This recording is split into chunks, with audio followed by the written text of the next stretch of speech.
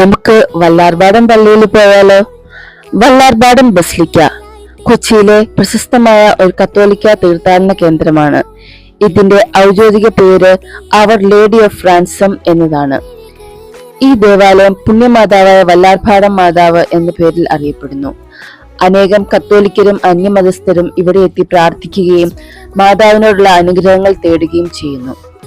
വല്ലാർപാടം ദേവാലയം 1676 നിർമ്മിച്ചതാണ്.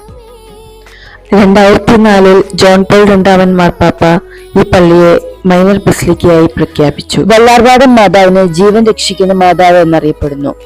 കടൽ അപകടങ്ങളിൽപ്പെട്ടവർ, രോഗികളായവർ, ജീവിതത്തിൽ പ്രതിസന്ധികളിലായവർ തുടങ്ങിയവർ മാതാവിനോട് പ്രാർത്ഥിക്കുമ്പോൾ അത്ഭുതകരമായ അനുഭവങ്ങൾ ലഭിച്ചെന്ന വിശ്വാസം വ്യാപകമാണ്.